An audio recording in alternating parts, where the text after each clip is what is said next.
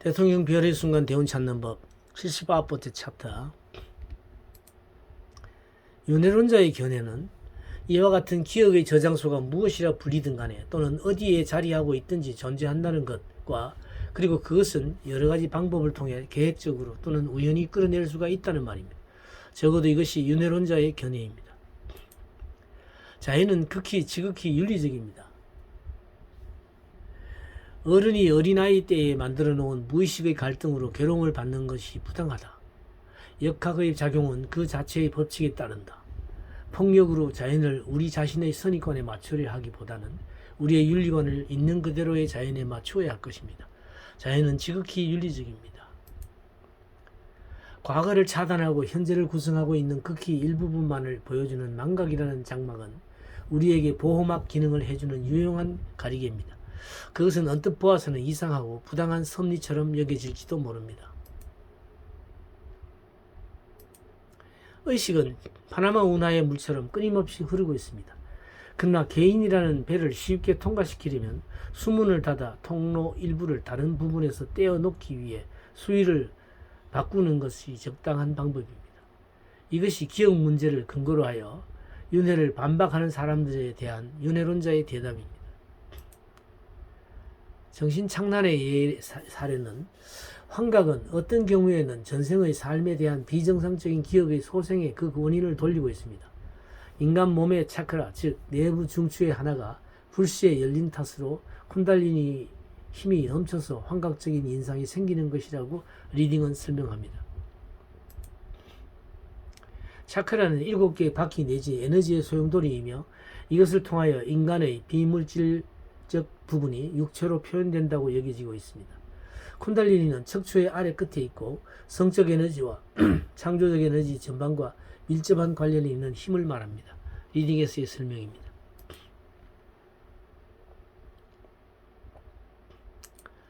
심한 정신병에 대한 리딩은 그것이 순전히 물질적 원인에서 비롯된 것이라고 밝히고 아울러 순전히 물질적인 치료 방법을 말해주어 기적적으로 치유된 예도 아주 많습니다.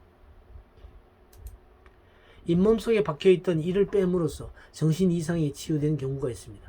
어떤 우체국 직원이 갈수록 침울해지고 난폭해져서 입원시킵니다. 의사는 조울증이라고 진단합니다.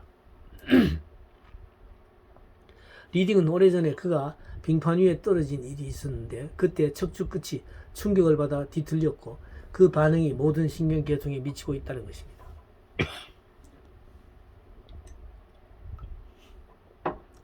리딩은 어떤 식으로 몸을 주무르고 전기치료를 하라고 권했습니다.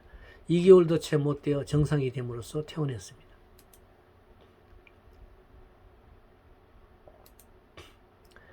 리딩이 정신병의 원인은 죽은 사람의 영혼이 빙이 되었기 때문이라고 설명해 준 경우도 적지 않습니다. 예수가 미친 사람에게서 안귀를 내쫓는 이야기, 신부들이 귀신을 쫓는 테마의식을 갖습니다. 빙의와 관련된 사례가 있는데 대개 어떤 전기치료나 기도 또는 명상을 권합니다. 리딩이 정신의학과 정신분석 측면에서 갖는 가장 큰 의미는 무의식의 영역을 확대한다는 데 있습니다. 케이시 리딩에서는 무의식을 육체의 마음에 견주어 영혼의 마음이라고 부르고 있습니다. 무의식을 통하여 사람은 다른 모든 사람들의 무의식의 마음과 교류하면서 육체의 감각적 지각을 통해서는 얻어지지 않는 지식을 획득할 수가 있는 것입니다. 무의식의 영역 전체를 분명히 파악하는 일이며 또한 무의식을 적극적으로 이용할 수 있는 적절한 기법을 개발하는 일인 것입니다. 결혼과 여성의 운명.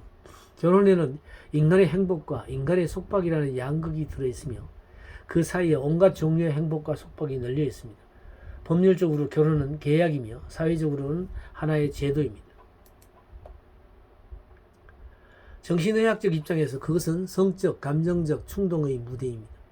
교회는 성사로 보고 심리학은 이것을 행동과 적응의 문제로 보며 풍자가는 어리석은 자가 빠지는 함정으로 봅니다.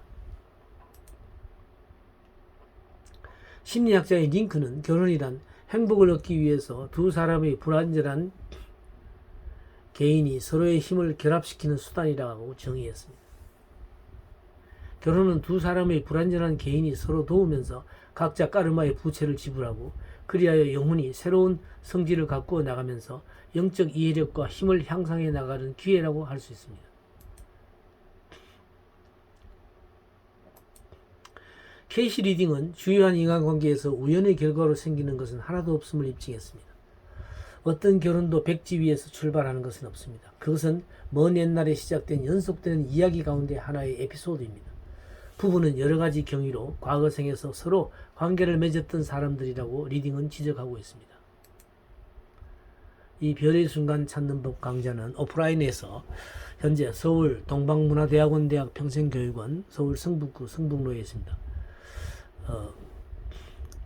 매주 토요일 오전 10시부터 오후 1시까지 3시간씩 1년 동안 강좌가 진행되는데요. 3, 4월에 1학기 등록이 가능하고 8, 9월에 2학기 등록이 가능합니다.